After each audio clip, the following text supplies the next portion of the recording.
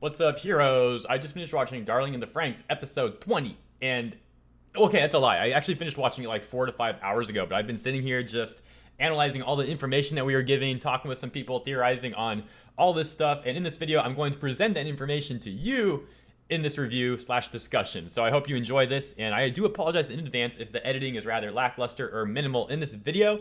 For what it's worth, the editing is not that important anyways. All this information is the important stuff, but I did want to apologize because I'm actually running out of time. A lot of you guys probably know I host live streams on Saturday after the episodes, and the live stream for this episode is going to start in about 2 hours, so I need to finish this review fairly quickly. I spent way too much time this morning just theorizing on all this stuff and not actually recording, so it's my fault. I apologize about that, but let's get right into it, guys. So usually I do these reviews in chronological order of the events that occurred in each episode, but this review will be a bit different. I'm going to jump right into the information with Vern.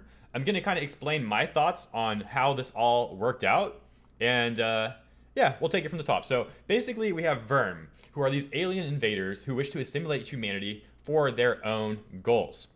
That could also include the original Klaxosapiens. Eventually they tried to invade Earth, and they seem to be locked in a stalemate, again, due to those Klaxosapiens defending Earth. It was a bit of a stalemate because though the Klaxosapiens defended Earth and Earth wasn't destroyed or assimilated, the Klaxosapiens were also forced underground. They couldn't beat Vern. They could only defend the Earth just enough so that it wouldn't be destroyed or assimilated. The Klaxosapiens needed more power to beat Vern, these alien invaders, so they divided their species into two forms: biological weapons and ways of powering said biological weapons. The male Klaxosapiens became magma energy and cores, and the female Klaxosapiens became those biological weapons known as Klaxosaur. The male Klaxosaurs piloted those weapons, but the stalemate continued. Eventually, humanity flourished on the surface. Not the Klaxosapiens or the Klaxosaur, but humanity, humans, literal humans. Ape saw this and decided, well, hold up.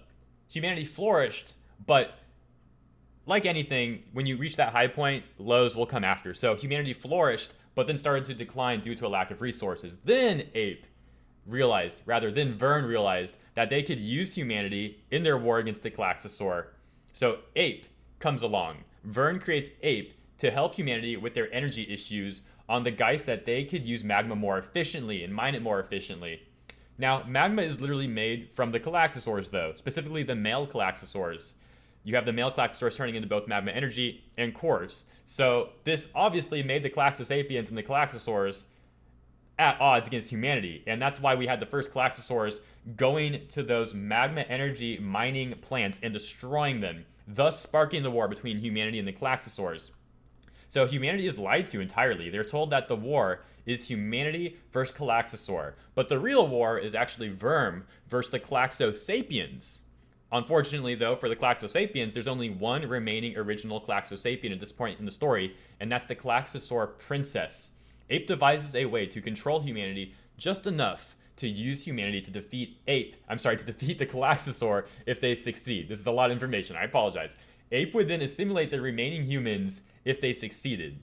However, if they seem to be failing, the Vern's alternate plan would be to destroy the Earth entirely, using the Klaxosaur tech in combination with their own, since their own tech wasn't enough to beat the Klaxosaur at this point, but they could harness the Klaxosaur's own tech against them, and that is their plan with Star Entity and Hinghorny.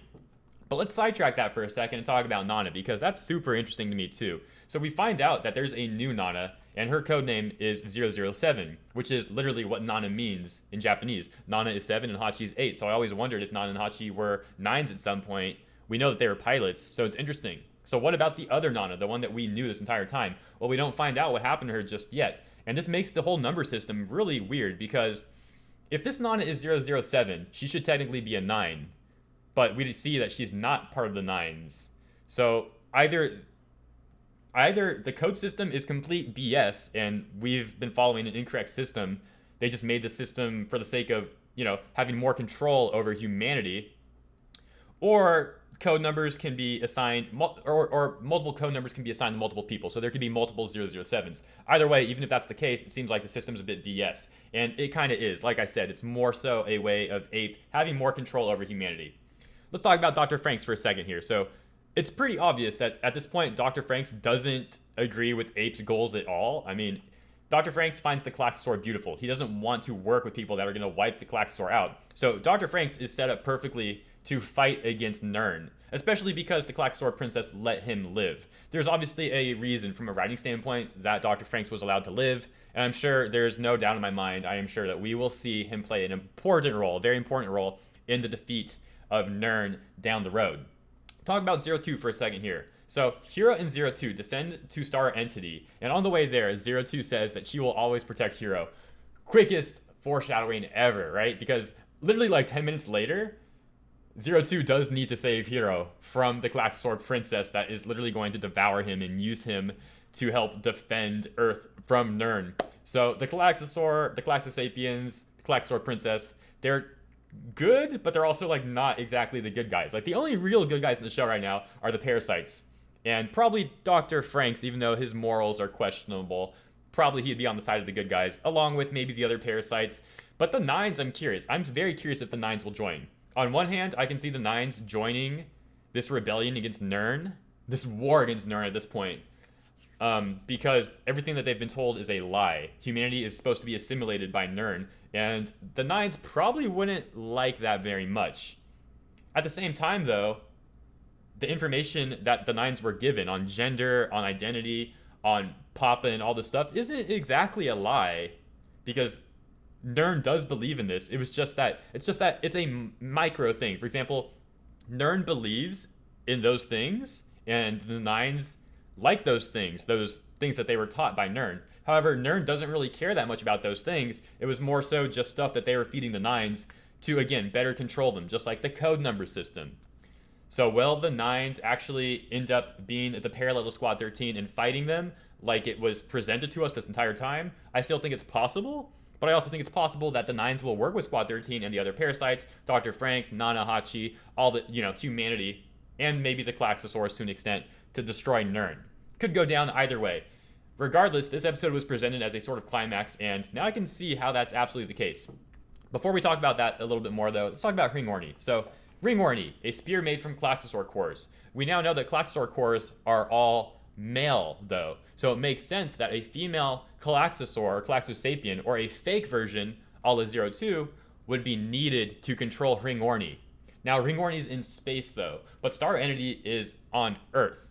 So perhaps Nern was trying to come up with a different way of utilizing Ringorny for the same purpose as Star Entity? Could be. We know that Star Entity does indeed need that female chromosome or genes or whatever you want to say to make it work. So it could be the case for Ringorny too. Interesting stuff. Because we were told that Star Entity needs Strelitzia to activate it. And again, because the Klaxosapiens, this is so much confusing stuff.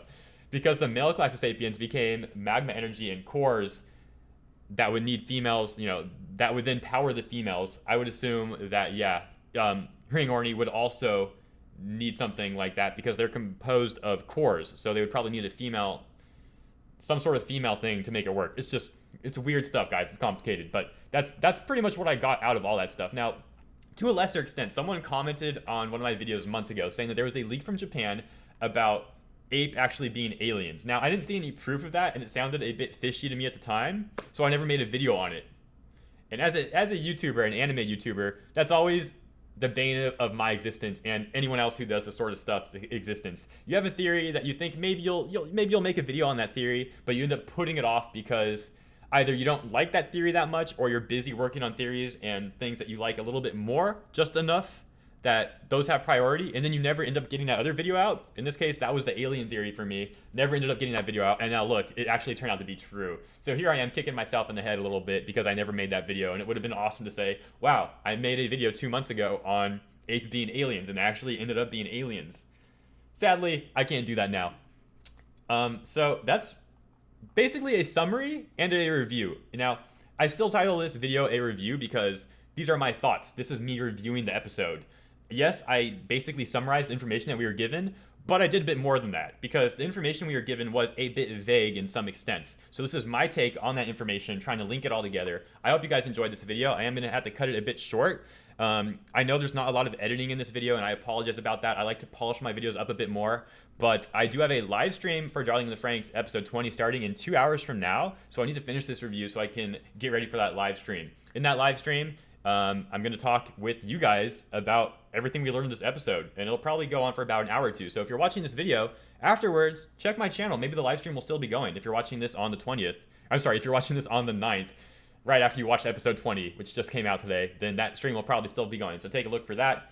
And if you think I didn't flesh out my thoughts that well in this review, I would say that's fairly warranted because I am in a hurry, and I do apologize about that. And to make it up to you guys, I'm going to be doing a lot more Darly for content this week, kind of summarizing all the stuff a bit more. So bear with me. If you're new to my channel, please subscribe and stay tuned for that content. If you're not new, well, I'm glad that you're staying tuned anyways, and regardless, if you guys hit that notification bell, you'll be aware of when a new video comes out, so it might be kind of helpful. I'd recommend clicking that if you want notifications, and feel free to leave a like if you enjoyed this video, and if you hate Nern and the Klaxosaurs and you hated this video, and you just don't like the show, we'll leave a like anyways, and thank you guys very much, appreciate it, and I'll see you next time, or in the stream in like 2 hours from now. Alright, also in the comments below, of course, leave me your thoughts in the comments below. With that said, guys, I'm actually out this time. Peace.